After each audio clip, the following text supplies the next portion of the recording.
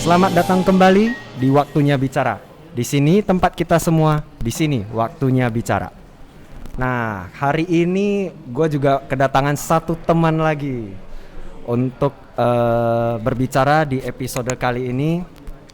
Ini kalau bicara histori panjangnya ini, aku kenal dari dia masih level-levelnya itu influencer yang benar-benar kayak belum ada influencer yang banyak lah menjamur seperti sekarang. Karirnya juga panjang, dari arsitek, terus pernah di feature Instagram, jago foto, terus merangkai bunga, punya ciri khas dalam dunia fashion kalau kata anak-anak modern sekarang katanya. Punya ciri khas berpakaian yang berbeda, berani menjadi yang berbeda, bahkan sekarang punya sebuah hobi baru lagi, gaya hidup baru di olahraga, terus dapat prestasi pula itu, waduh, sampai sekarang punya sebuah hobi baru lagi di olahraga cabang lain. Entah apalagi faedahnya mau kemana-mana semua dicoba. Dan dia adalah seorang wanita, teman-teman. Bukan maksudnya untuk mendiskreditkan ya, tapi maksudnya ini nih the powernya ini. Nah, siapakah dia? Inilah dia, Elijah Chandra. Welcome to Waktunya Bicara.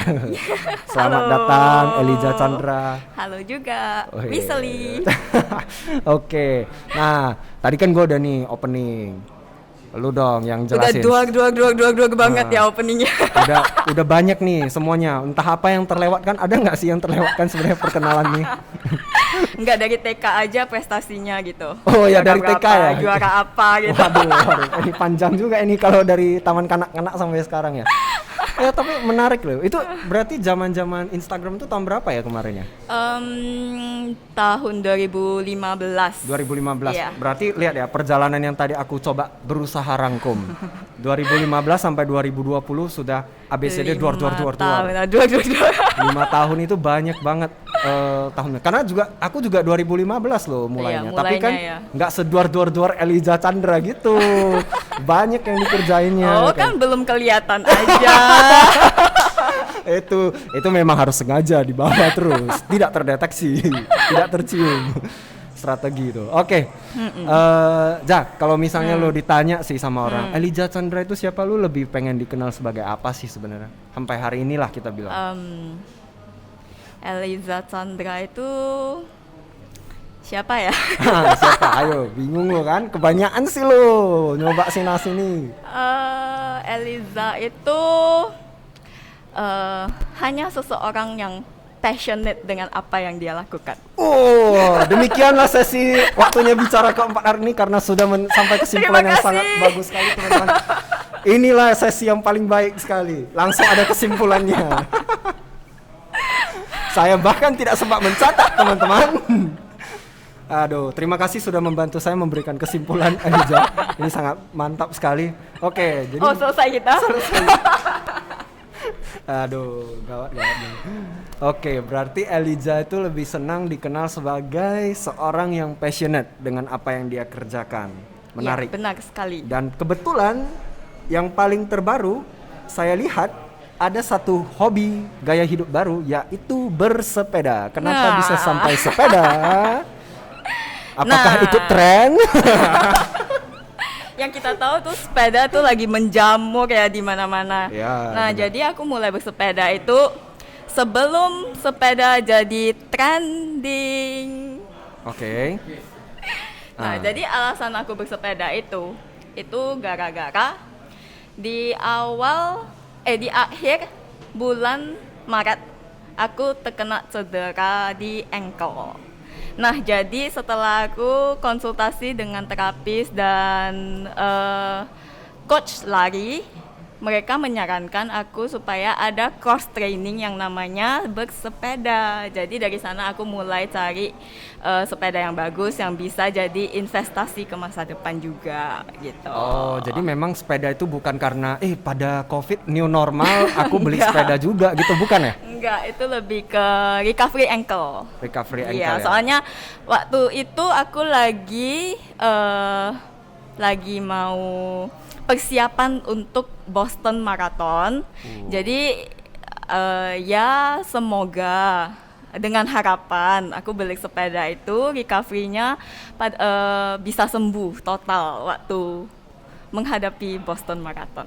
Wes, ya ini menarik nih. Kita simpan dulu sampai ke belakang ya soal Boston Marathon, biar teman-teman kita mendengar sampai di sesi itu karena itu memang menarik. Aku jujur kan ikut juga kan soal bukan ikut Boston Marathonnya, ikut maksudnya hype-nya. Karena kan Boston Marathon itu termasuk dari 6 kejuaraan itu ya kalau nggak salah ya. 6 World Major Marathon dan itu satu yang paling susah untuk didapat dari 6 World Major Marathon. Iya benar. Jadi mungkin teman-teman boleh digunakan aplikasi Google atau Safari di HP-nya. Iya, Boston Marathon tuh mungkin kalau teman-teman tahu sempat populer karena isu bom yang 2000 berapa ya? 13 ya atau 2000 berapa? berapa itu Nah, ya? saya lupa deh, Iya, nanti mohon itulah dicek itu. ya. Netizen jangan dipotong-potong ya setengah-setengah. Saya memang tidak tahu karena saya lupa. Oke. Jadi memang Boston Marathon itu seperti Elijah sempat singgung adalah satu dari 6 kejuaraan dunia di World Major Marathon. World Major Marathon. Yang paling susah untuk didaftar. Soalnya itu benar-benar harus ada time qualifier-nya untuk bisa daftar. Oke, time qualifier ini saya bantu perjelas teman-teman. Jadi memang ada sebuah standar gitu. Jadi Iya, nggak benar. bisa lo punya duit, lo punya koneksi Betul. pun belum tentu bisa ikut gitu. Karena memang bukan memilih-milih ya, tapi memang yang mau ikut Iya. itu banyak banget seluruh benar, dunia kan benar. pesertanya. Bahkan 1 dari 6 itu misalnya Tokyo yang paling populer Iya kita benar, tahu. Tokyo, London, Nah. Chicago, New York, Iya. sama Berlin. Ya, jadi itu memang 6 itu semuanya susah diikutin karena memang peserta yang mau ikutan itu banyak. Dan memang ini event yang bergengsi lah kalau kita Iya. bilang. Nanti kita cerita kenapa Oke. bisa sampai Boston Marathon. Kita napak tilas dulu ke 2015. Baik, Baiklah. throwback. Teman-teman siap-siap, ini perjalanan yang sangat panjang. Saya akan berusaha membawa kalian ke perjalanan ini tetap menyenangkan dengan segala ceritanya dari arsitek sampai ke olahraga sepeda nanti ya. Oke, jadi lu pernah kuliah di arsitek kan? Benar.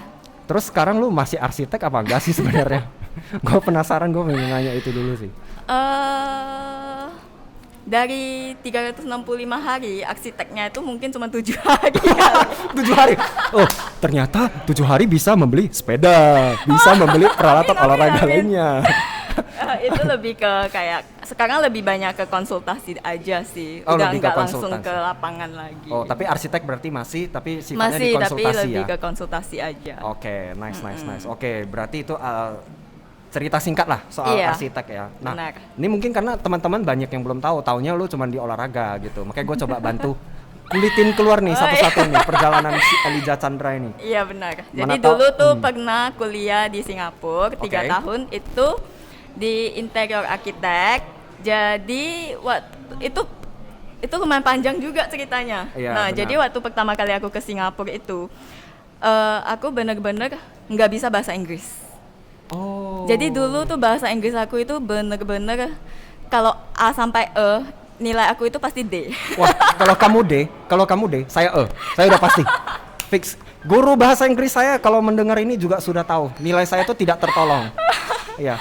Oke. Jadi lu masih lebih baik dari gua sih. Jadi nggak Sedikit. apa-apa. Iya, sedikit lebih baik dari gua sih.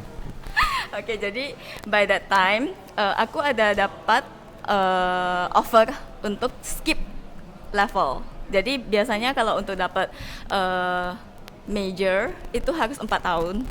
Tapi karena aku ujiannya dapat lolos, jadi aku dapat majornya itu cukup 3 tahun aja.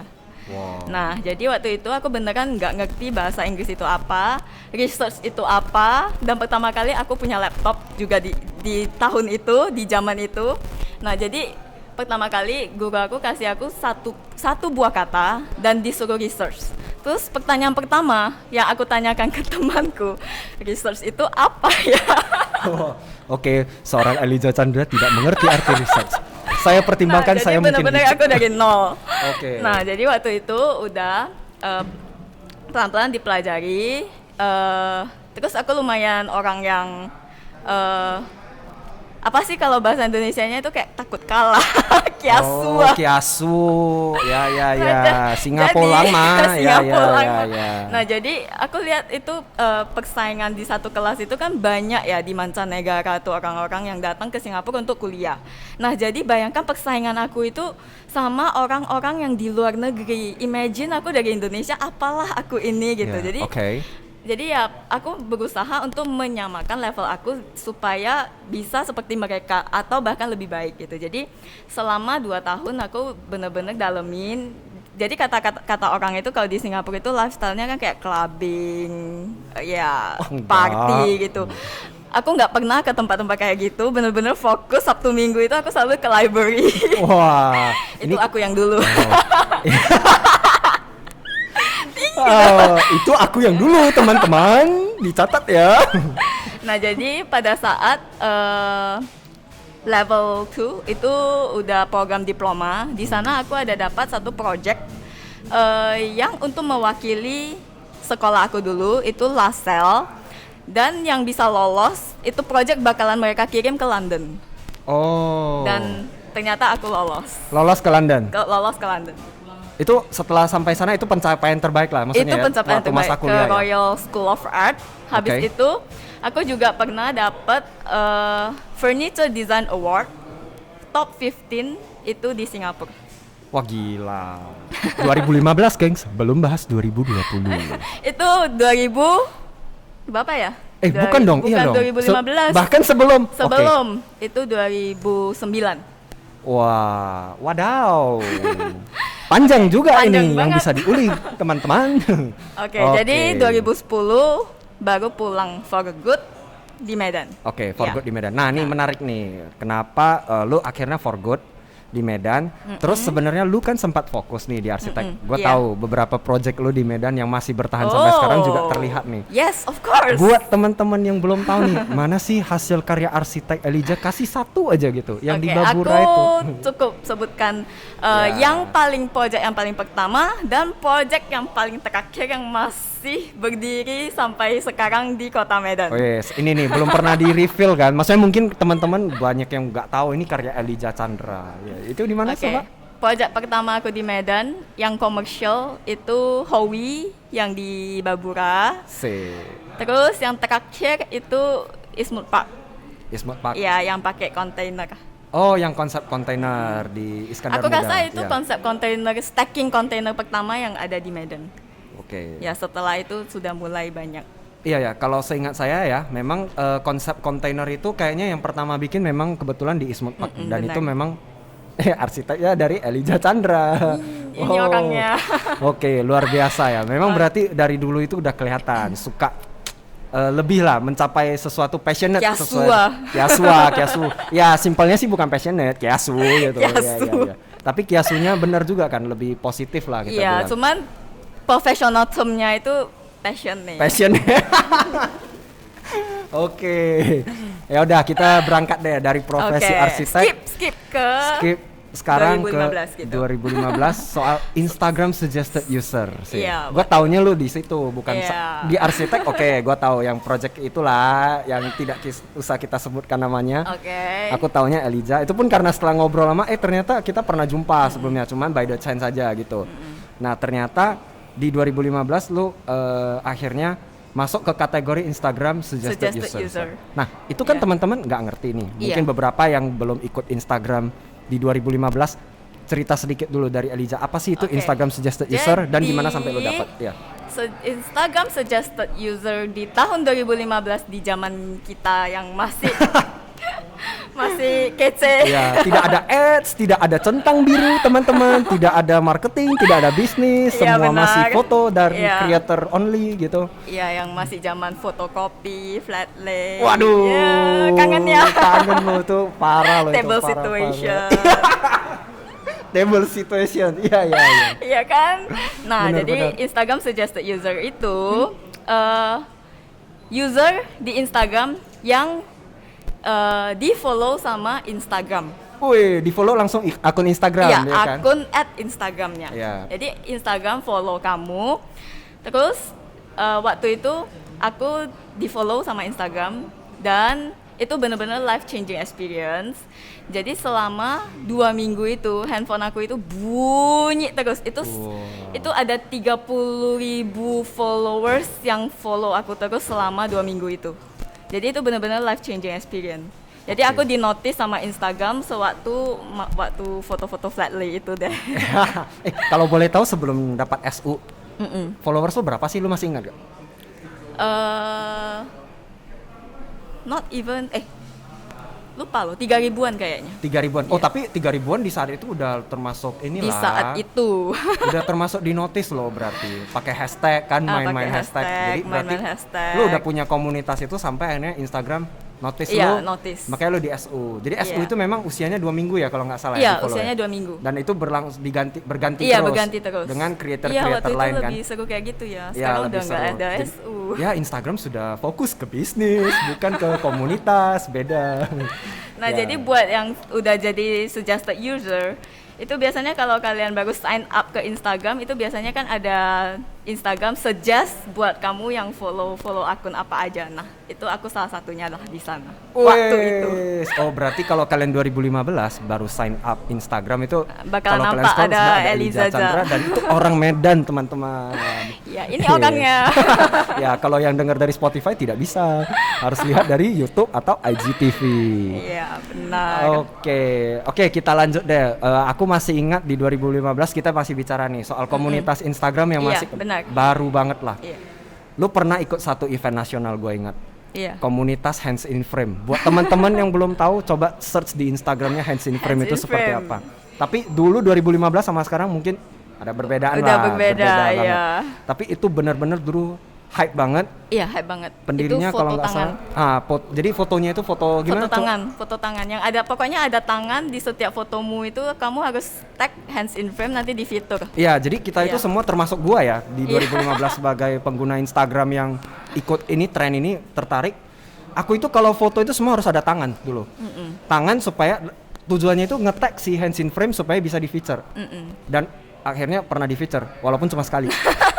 Dan itu di zaman tahun 2000 berapa ya? 16. Dan di zaman kayaknya. itu waktu di feature udah rasanya seneng Wah, banget seneng kan? banget. Iya Gue kan? sampai screenshot, gue punya filenya. Gue screenshot, gue merasa proud banget. Gue Iya. foto hands in frame Gua karena juga itu di merasa KL. proud banget loh. Iya, karena kan cafe Medan ya, maaf kata dulu kan desainnya belum terlalu banyak nih yang Iya. heboh. Even aku pernah foto di Hui aja nge-tag juga nggak ini loh, nggak di feature. Nggak di gitu. feature. Tapi pas gue di KL, satu cafe yang biasa aja, bahkan angle-nya bukan yang wah banget, nge-tag hands in frame tapi ada lokasi kafenya langsung di feature gitu. Terus disitulah bergejolak, saya mikir apakah saya harus sering jalan-jalan dan nge-tag hands in frame sampai level ini loh, experience bangganya itu nge-tag Udah hands in sampai frame dan kesana ya. di feature itu selevel itu. Kalau gua, nah kalau Eliza sendiri Nah, di jadi- hands in frame kan sampai pernah diundang Iya, kan? Nah, diundang. Jadi waktu itu kebetulan waktu aku sering nge-tag hands in frame. Jadi hands in frame lagi mau selebrasi followers dia yang baru mencapai 5.000. 5.000? Berarti Oke. 5K ya. Ya, Nah, jadi benar. acaranya itu hands in frame 5K.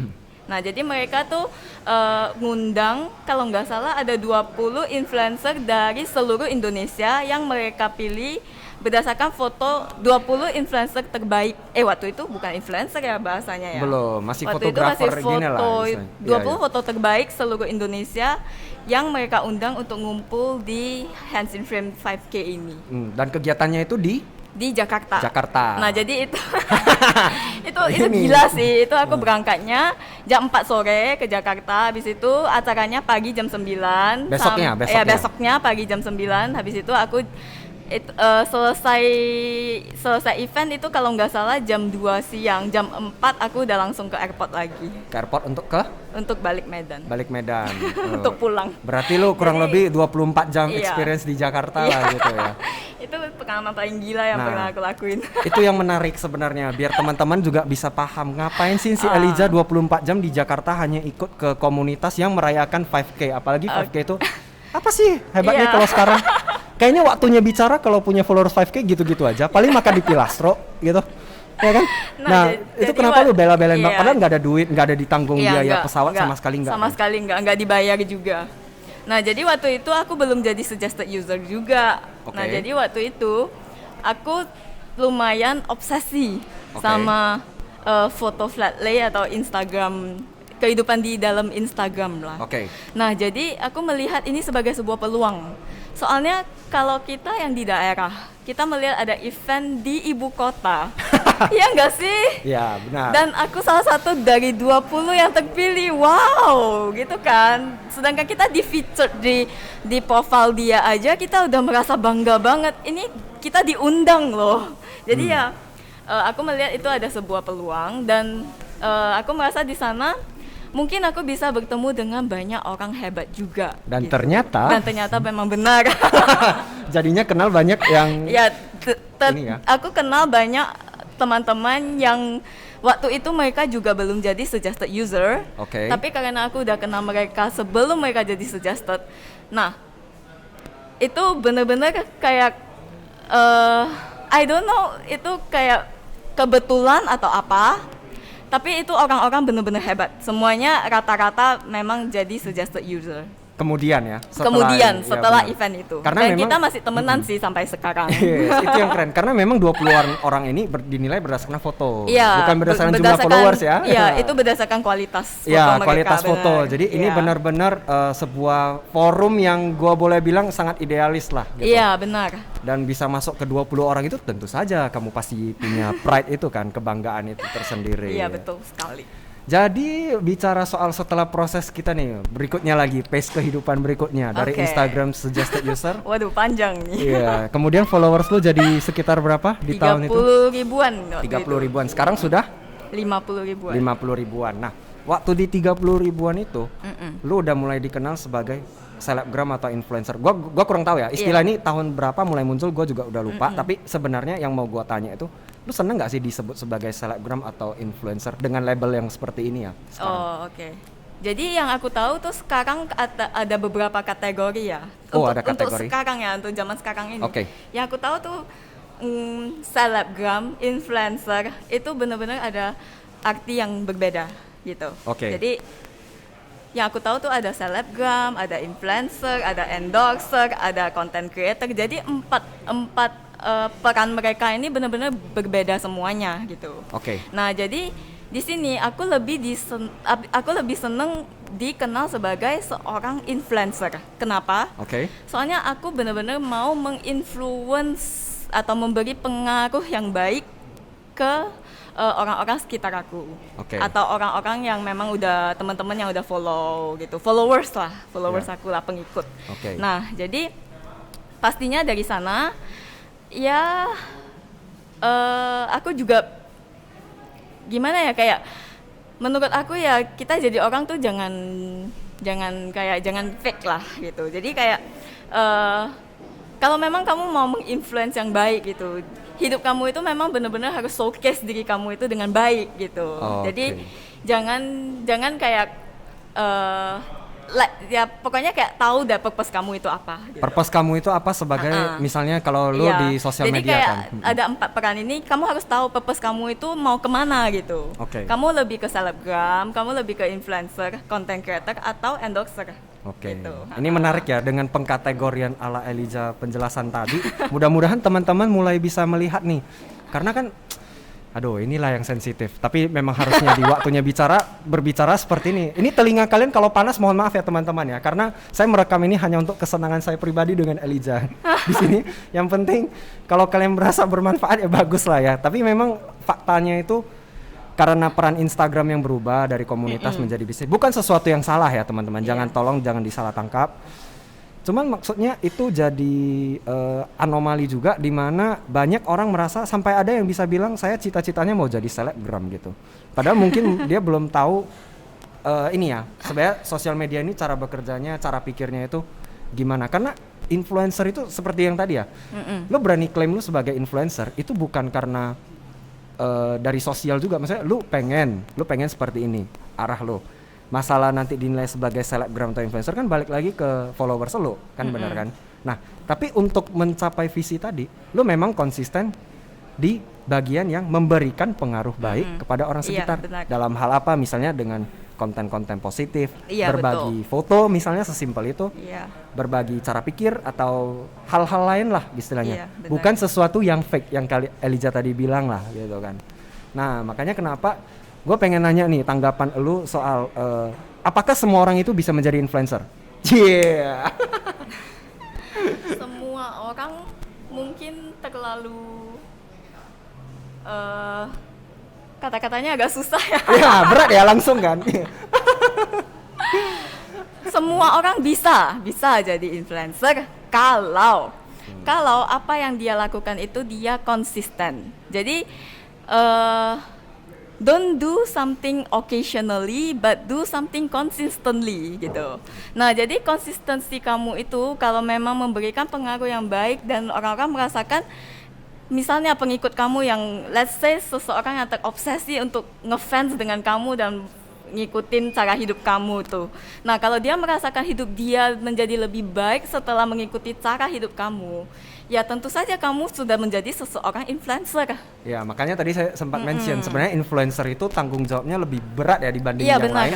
Iya, soalnya kamu memang memberikan contoh Lu memberikan kepada contoh. masyarakat gitu. Benar. Bukan cuma teman-teman atau orang-orang sekitar kamu, tapi semua orang loh yang pengguna Instagram itu kayak billion of people looking at you gitu. Benar. Jadi kamu benar-benar harus memberikan contoh yang bagus gitu. Jadi ya try to be yourself lah. Jangan how to say ya, kayak aku bukan aku bukan bilang orang-orang itu fake atau apa, tapi jadilah diri sendiri yang bikin konten yang stay true gitu, stay true to yourself gitu, yang nyata gitu, jangan dibuat-buat gitu.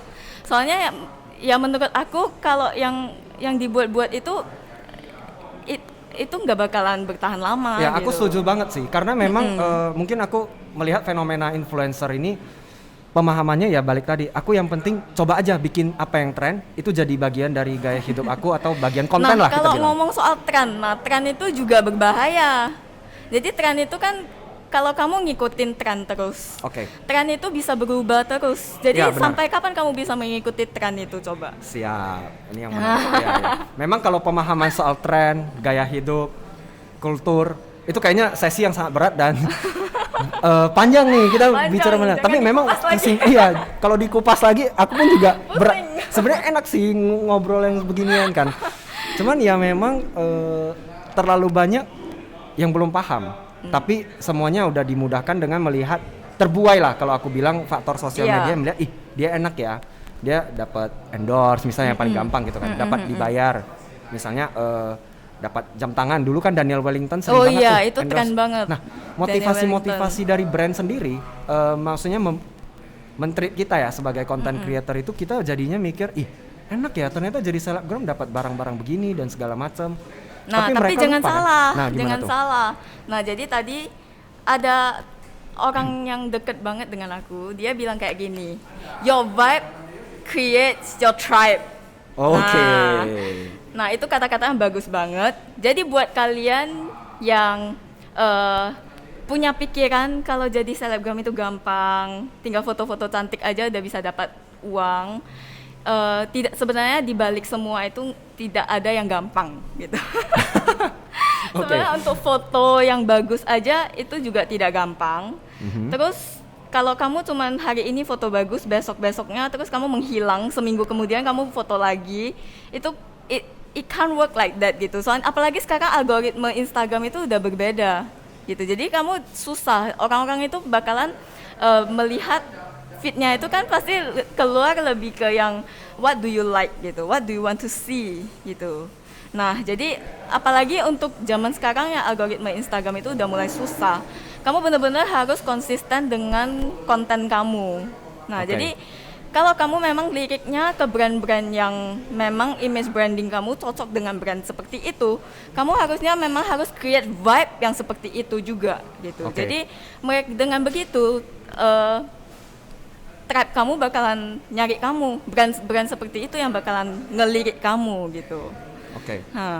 Memang ini mungkin kalau dikupas lebih mendalam, gimana cara bikin create vibes-nya itu, ya kuncinya lo follow aja Elijah dulu ya. Lo lihat aja gimana dia ciptain vibes itu. Kamu harus punya personal branding kamu yang kuat dulu. Nah, dari sana orang-orang, apa yang kamu tunjukkan di Instagram feed kamu itu kan portfolio kamu juga gitu. Jadi how you present yourself. Present yourself ya. How you present yourself itu penting banget. Jadi brand itu bakalan mereka tergantung ya brand-brand apa yang kamu lirik. Nah, dari sana brand bakalan ngelirik orang-orang yang punya konten yang related dengan brand mereka, yang bisa mempresentasi brand mereka dengan baik gitu. Ya, karena brand juga ngeluarin sesuatu dan melihat influencer itu juga pertimbangannya pasti banyak sih. Iya. Ya, Apalagi kalau brand di luar negeri, mereka pertimbangannya itu belum lagi delivery fee-nya yang mahal. Oh iya, benar juga ya.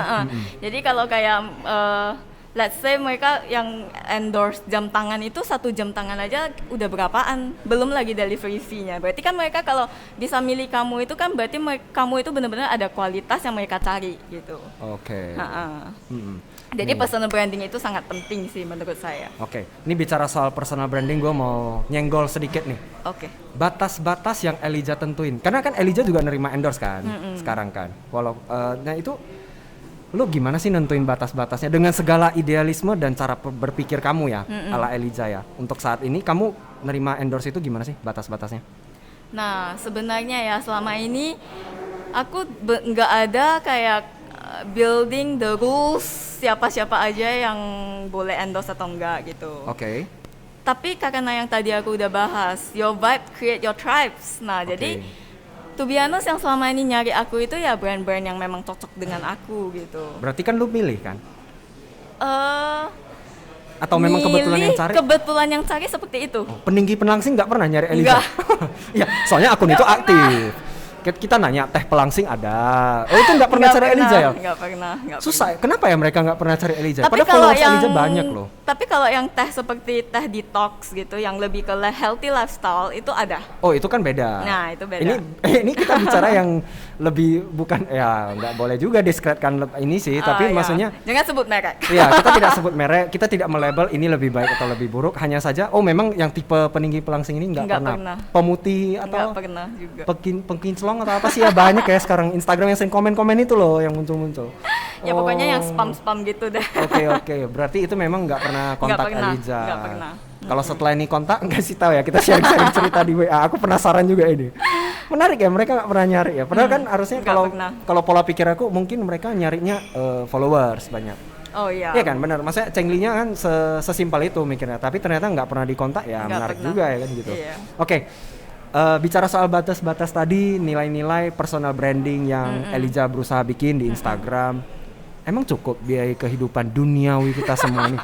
Dari peralatan lari, olahraga, sepatu deh kita bilang, jam tangan, terus sekarang sepeda lagi, kita nggak usah sebut lah nominal, ya kan? Yang penting sepedanya termasuk yang terbaik di kelasnya, karena kan urusan healthy kita nggak perlu hemat-hemat soal itu dong, wajar, ya kan? Gue juga kalau masalah ankle gue juga nggak beli segitu juga sih tapi karena bercanda.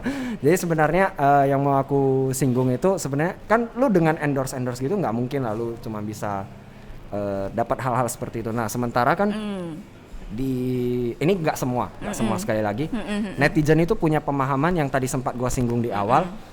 Aku mau deh jadi selebgram enak tinggal terima barang endorse, nerima endorse fee yang aku tentuin, dapat barang, dibayar, kerjanya cuma posting. Bisa dijual lagi. Wah. Elijah Chandra mulai memanaskan telinga kita, teman-teman. Istilah pre-love. Iya. Oke, itu nanti kita singgung. Benar. Kita singgung nanti soal pre-love. Nggak salah sih sebenarnya, nggak salah. Iya benar, kita nggak bicara benar salah ya teman-teman. Cuman ada yang terjadi seperti itu dan menurut aku bukan soal benar salah. Tapi itu yang create mindset orang-orang biasanya gitu. Iya, makanya jadi orang itu sampai ada yang kayak tadi balik lagi karena mikir gampang, terlihat gampang. Enak ya. Dia resign. Pergilah dia ke kafe-kafe dengan foto baju, mulai dia bikin caption dan segala macam. Nah, apakah memang profesi endorse ini sangat menjanjikan sampai orang seperti itu? Nah, menurut saya menjanjikan atau tidak itu tergantung dari diri kita sendiri juga ya. Jadi kalau memang kamu bisa menjaga konsistensi kamu, itu nggak ada salahnya kalau memang kamu mau mendalami karir seperti ini. Oke. Nah, jadi kalau dari personally aku punya pemikiran seperti ini.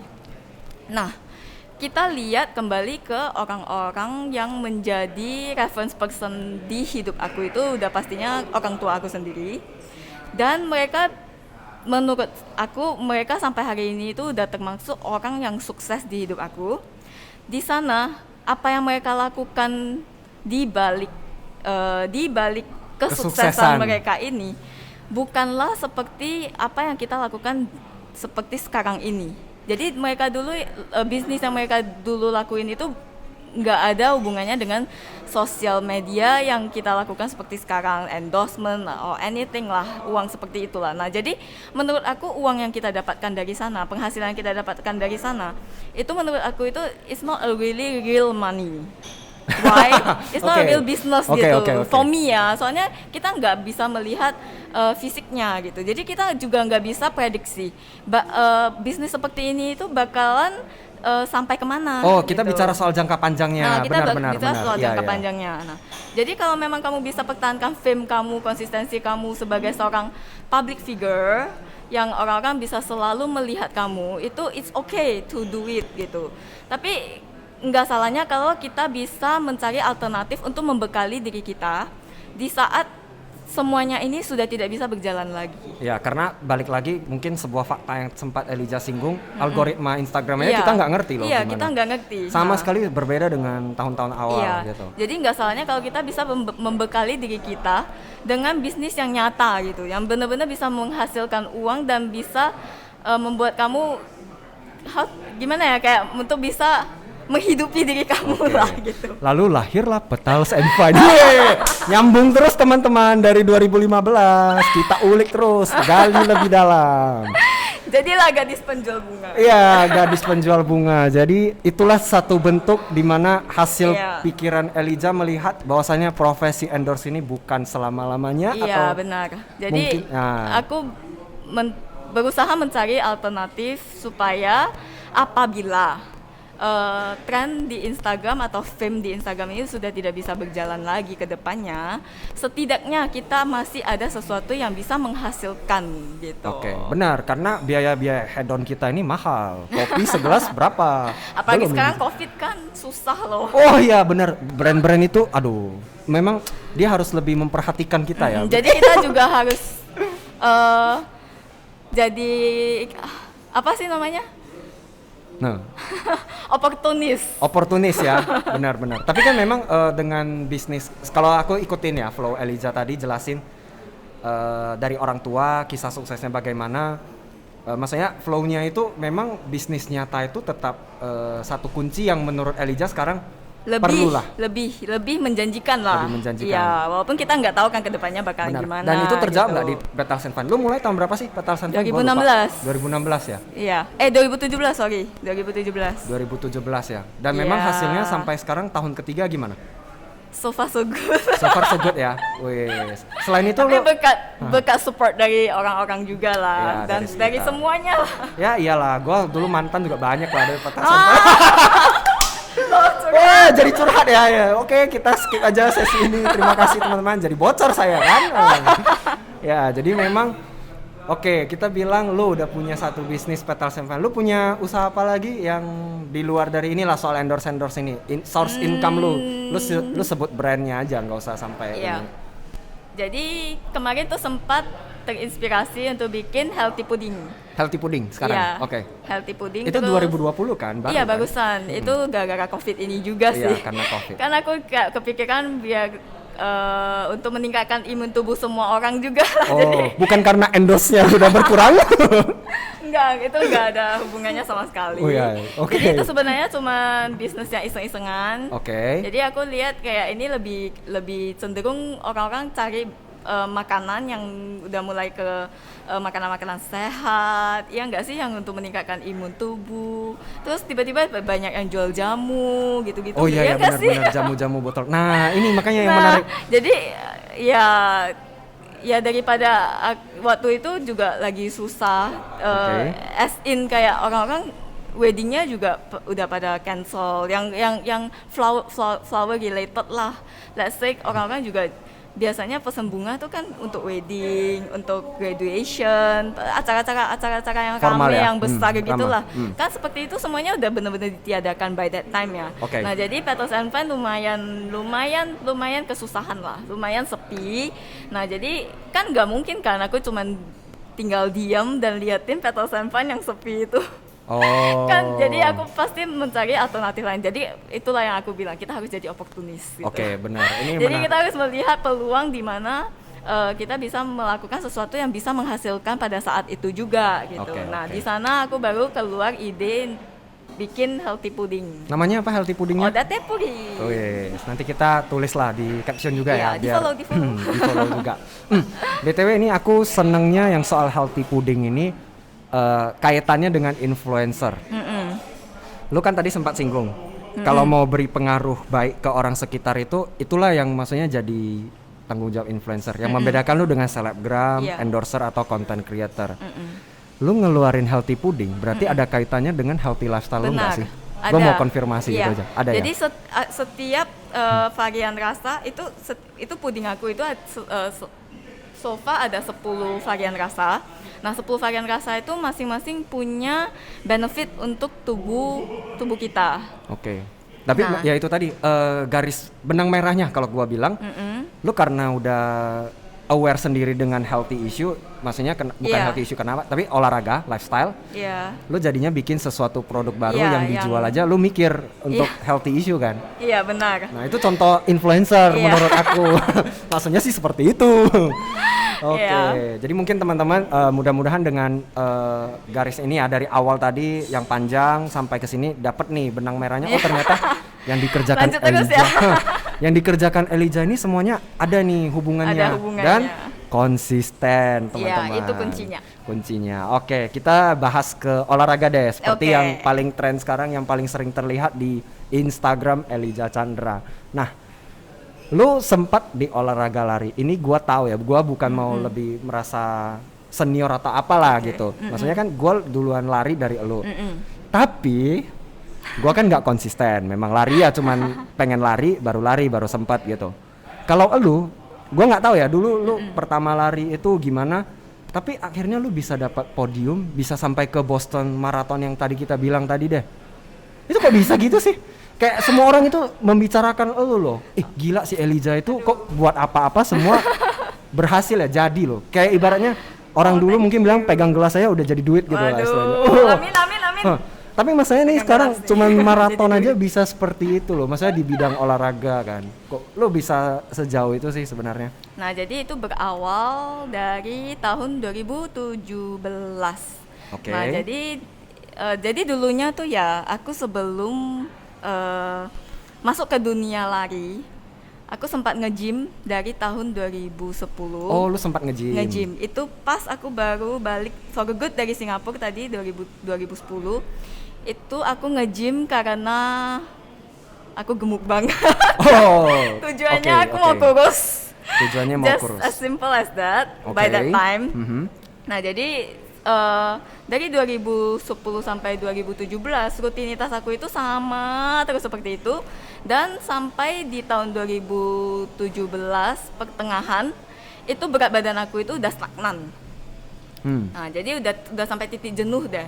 Nah, jadi aku udah nggak bisa lebih kurus daripada saat itu berat badannya. Nah, jadi aku pingin mencari sesuatu yang bisa merubah aktivitas aku yang udah jenuh dan udah stagnan itu dah, kayak performa aku yang udah stagnan pada saat itu. Nah, jadi aku coba untuk mendalami ke olahraga lari. Itu kenapa aku memilih lari, soalnya dulu waktu SD kelas 5 itu pertama kali aku ingat itu pertama kali pelajaran penjas, pendidikan jasmani. Wah, sekarang masih ada nggak ya sekolah-sekolah penjas? Atau udah dijadikan istilah bahasa Inggris?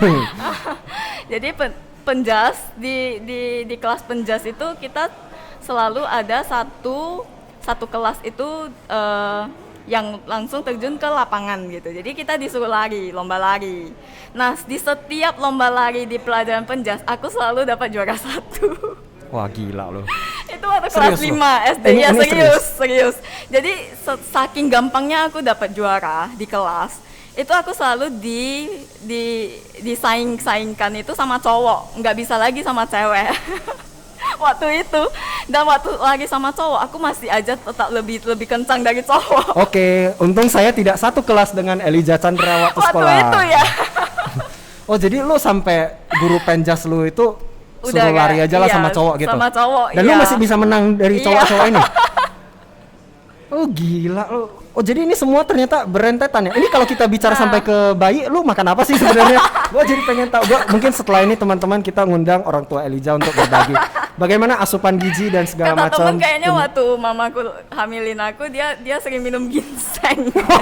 Oke teman-teman, baiklah teman-teman, sesi ini ternyata sangat bervalue ya, punya nilai lebih minum Tapi enggak, ginseng. tapi menurut aku tuh ada genetiknya lah. Dari II aku itu dulu juga dia pelari maraton. Papa aku juga dia kayak udah born running very fast gitu. Oh, papa juga memang maraton ya? Enggak, dia enggak lari maraton, tapi dia larinya dia udah kayak lari biasa aja bisa kenceng banget.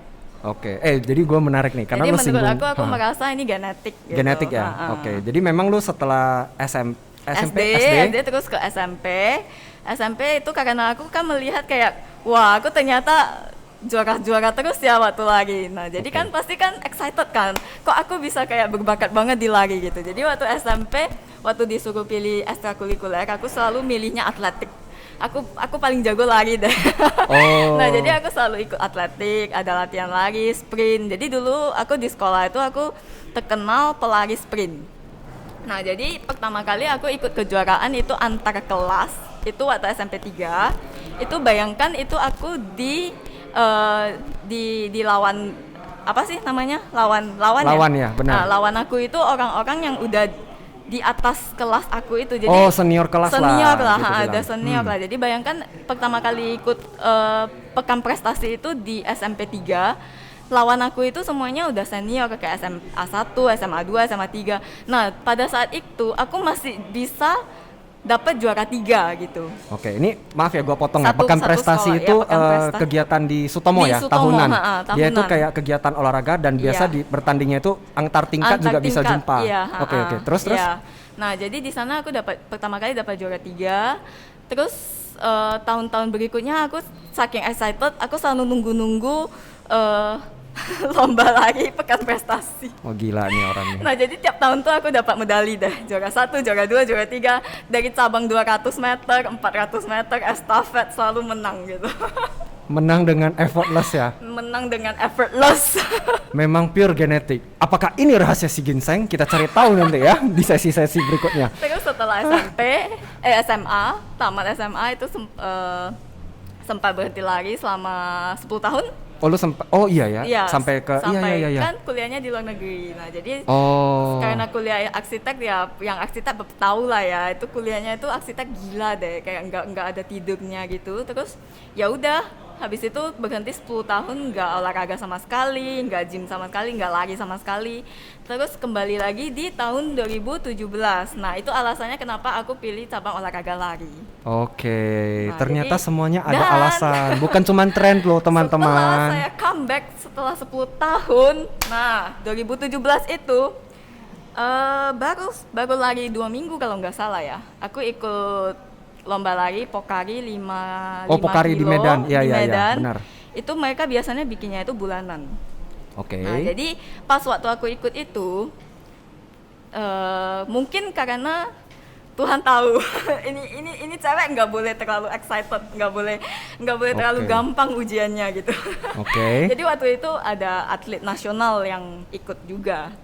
Ini maksudnya gimana nih? Oke, kalau atlet nasional terus.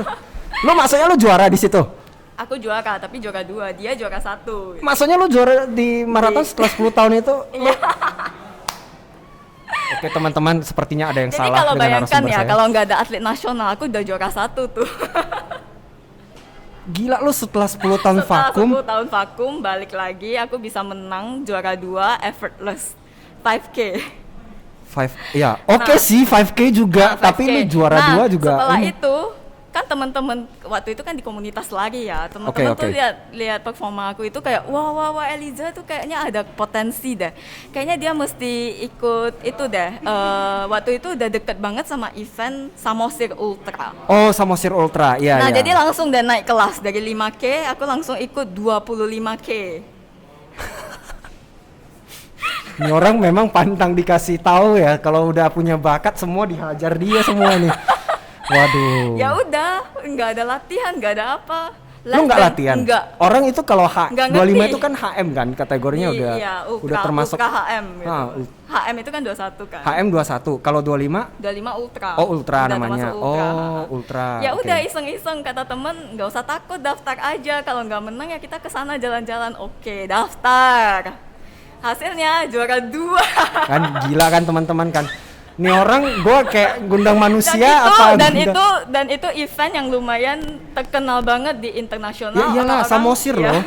Mungkin teman-teman nggak tahu, mungkin sengaja namanya karena terbang Samosir dari luar kan. negeri itu hanya untuk ikut event itu. Iya, Samosir itu buat teman-teman nanti Google ya, digunakan fiturnya di HP, itu setiap HP pasti punya. Itu Samosir Ultra itu termasuk event yang sangat bergengsi. Iya, bergengsi.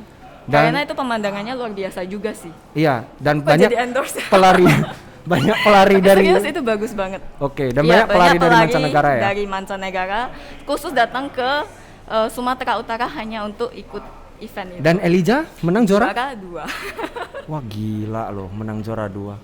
Lo punya ini yang terakhir atau lo punya prestasi apa lagi sih sebenarnya? Terus Gua setelah dilari. setelah itu aku ikut full maraton di Oh, Gold naik Coast. kelas lagi? Naik kelas. Oh, yang di Gold Gold Coast. Oh ya, Nah, boleh dicerita nih. Iya ya. Terus di Gold Coast. Oke, sebelum Gold Coast itu aku naik kelasnya itu FM pertama itu di Singapura, dan semua orang udah bilang ke aku, kamu tuh salah milih maraton. Soalnya di Singapura itu udaranya pengap banget. Kamu udah pasti nggak bisa sesuai dengan target yang kamu mau gitu. Emang target lu juara 1 di sana? Nggak mungkin, itu Iya kan, gua event nanya kan. internasional.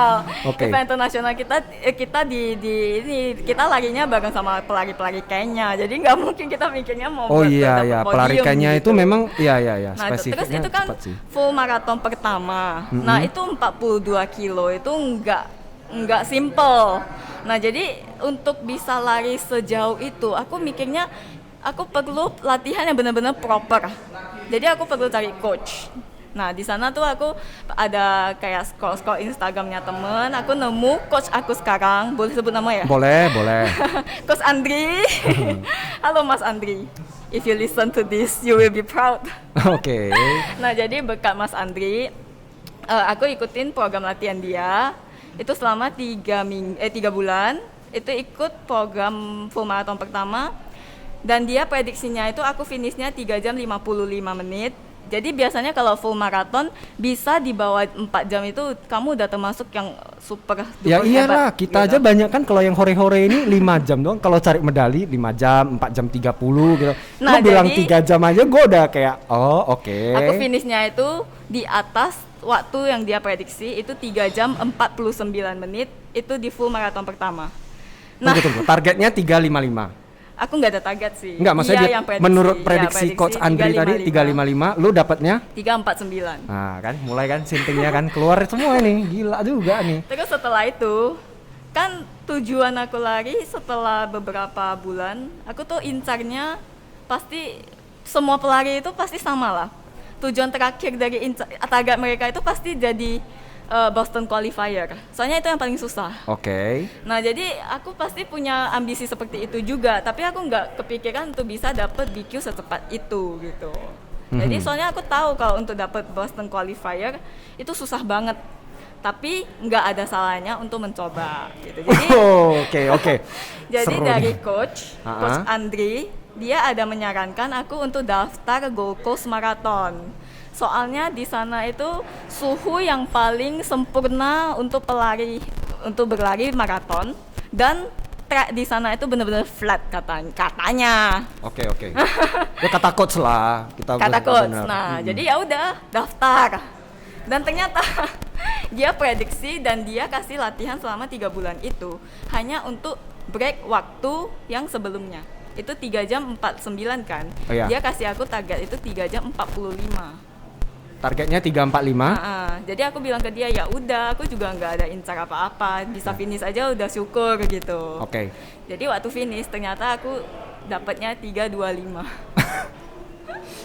Oke, berarti break record lagi. Nah, buat teman-teman nih ya, kalau di olahraga lari ini, kalau udah level maraton yang serius seperti ini, kalau kita sih mah yang penting dapat medali, hore-hore, jalan-jalan udah puas kan gitu. Buat konten di Instagram. Kalau ini kan udah memang merasa ada bakat, terus dikejar pakai coach, Dan memang selisih waktu itu sangat penting. Iya, Walaupun betul. cuma 1 menit dan ini bahkan Tapi itu selisihnya yang paling ajaib tuh yang terakhir, itu yang di Penang loh. yang di Penang. Kenapa tuh yang di Bayangkan Penang? itu event internasional yang kita lawannya itu orang-orang Kenya dan aku dapat juara 3. Lu dapat juara 3. Untuk kategori Kategori 10 kilo. 10 kilo. Jadi bayangkan Oke. juara 1 2 itu orang Kenya. Juara 3 itu dari Indonesia. Nah kan? Ini Juara prestasinya 4 dan banyak. seterusnya itu orang Malaysia, guys. Oke, Elijah Chandra, mungkin dengan sesi ini yang super padat ini, kalau ada publisher dari pihak pusat mau Silakan, bikin buku, silakan, follow. kayaknya boleh di kontak nih orangnya nih. Elijah Chandra. Karena dari baru 5 tahun aja, ini perjalanan karirnya hop, hop, hop, hop, semua kayak dapat semua nih Elijah. Wanita yang sempurna lah kalau kita bilang ya, Aduh, boleh terima kasih, dilabelkan Miss ya. Oli. Kamu mau makan apa selain? Oh bisa. Nanti kita habis ini sesi kita pesan yang banyak aja nih. Oh jadi ceritanya memang semuanya runut ya ternyata ya, dari awal sampai akhir ada nih Tapi itu benar-benar unexpected lah. Yang terakhir. Oke, BTW karena Oke. ini udah panjang nih kan. Banyak banget ya. Banyak yang dikupas kan. Sebenarnya dari rentetan karir lu, pengalaman yang pernah lu coba dengan segala kegilaan yang tadi lu ceritain semua ke kita, mana nih yang paling bikin lu puas dan merasa ini Elijah, ini hidup gua banget? Waduh. Apa ya? Yang mana ya? Nah, Berhubung ini semuanya kan menyambung ya. benar. Jadi inilah semuanya yang dirangkum dan yang inilah ya hidup aku Oke, gitu. lu puas gak sih? Puas banget dong. Wes, keren. Ini yang gua seneng dari narasumber, kalau dia merasa hidupnya itu kayak dia mencapai Pokoknya sesuatu. bikin gitu. sesuatu itu benar-benar harus passionate deh. Iya, seperti Harus yang sepenuh hati. sepenuh hati, passionate, apa yang dikerjakan di setiap Konsisten, bidang, konsisten. iya. Dan sekarang memang selain di lari, ini karena sayangnya Boston Marathon ini dibatalkan karena ya COVID kan. Kalau enggak sebenarnya bulan 4 ini jadi berita juga lu. Aduh. Makanya gue bilang seharusnya. gue kemarin bilang sama Elijah, gila lu kalau sampai Boston Marathon lu cetak rekor lagi, lu udah bukan di highlight media lokal lagi, lu udah media nasional pasti Next perhatiin year deh, lu next year kan deh. gitu.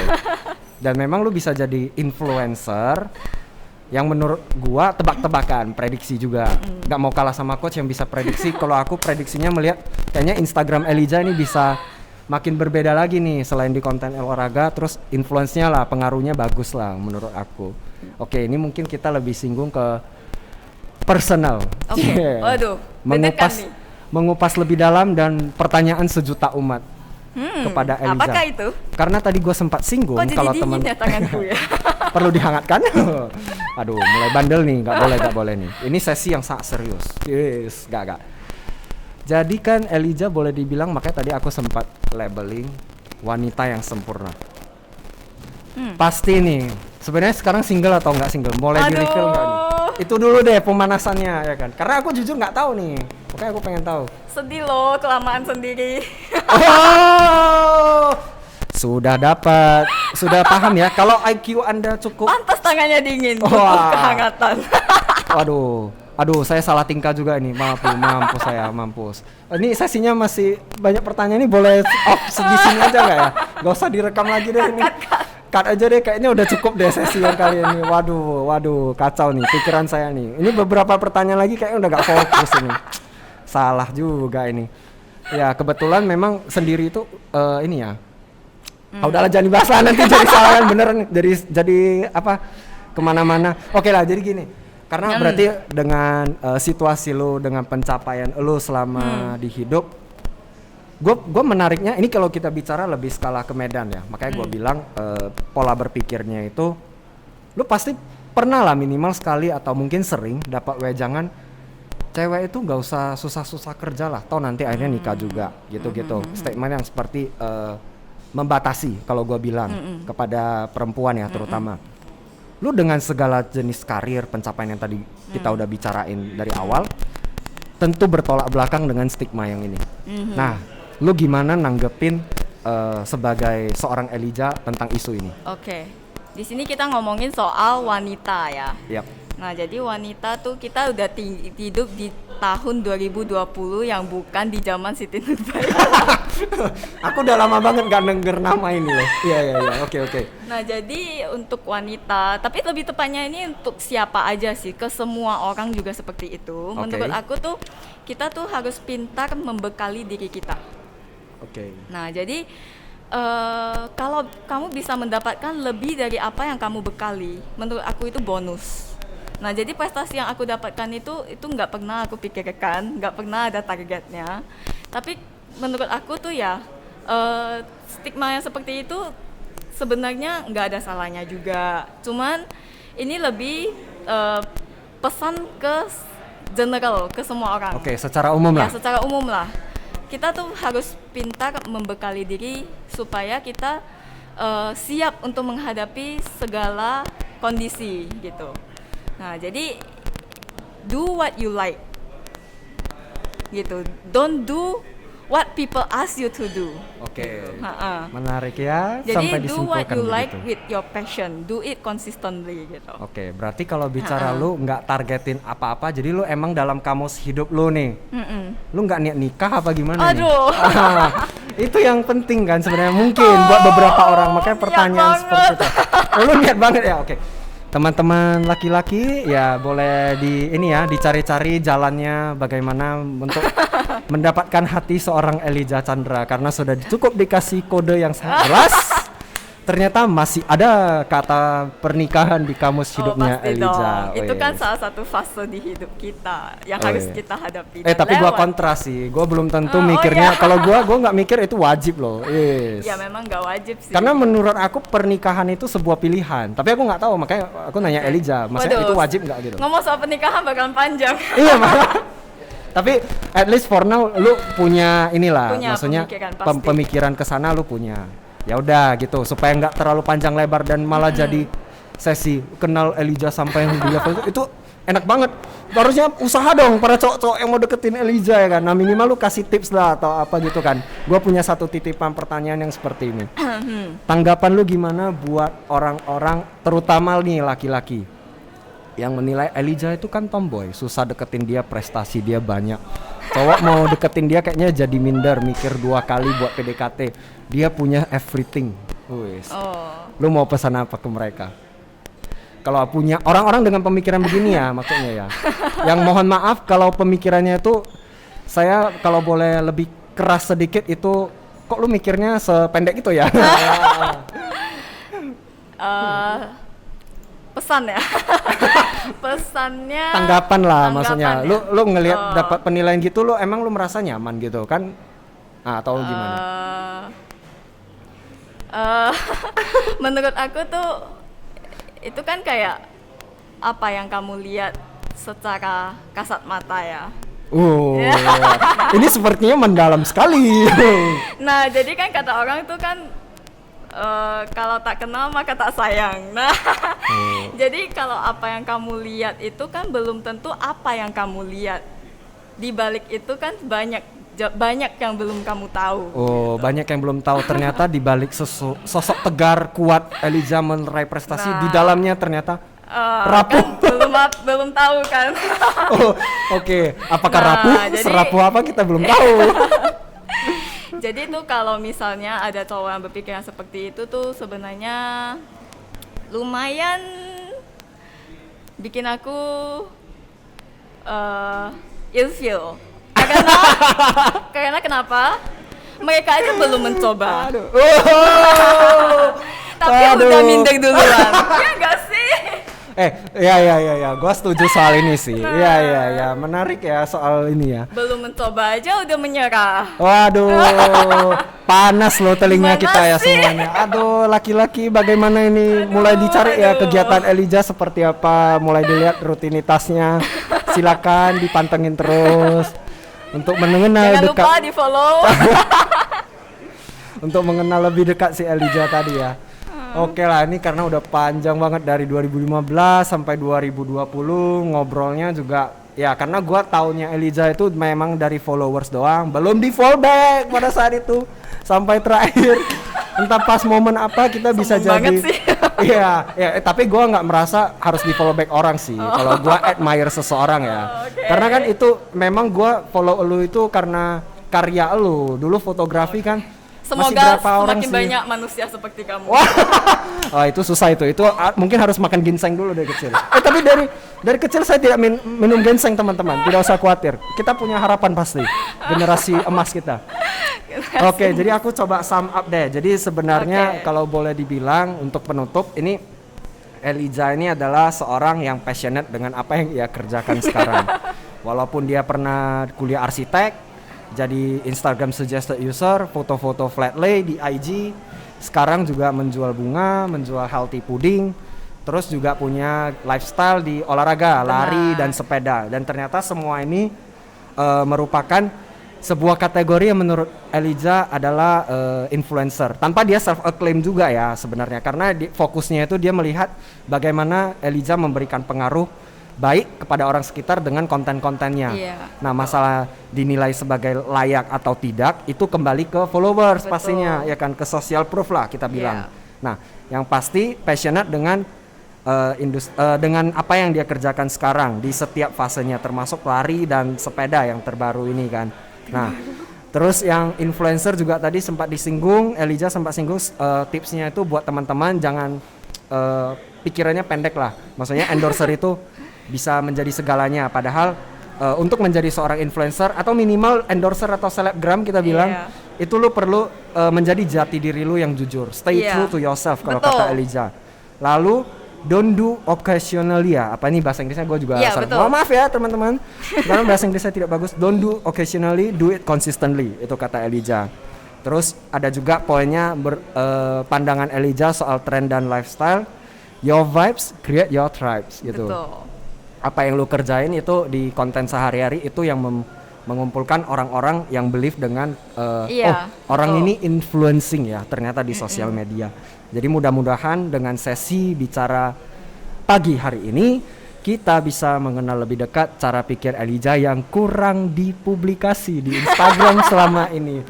Itu kenapa aku kemarin mikir ini Elijah sebenarnya harus banyak bicara gitu.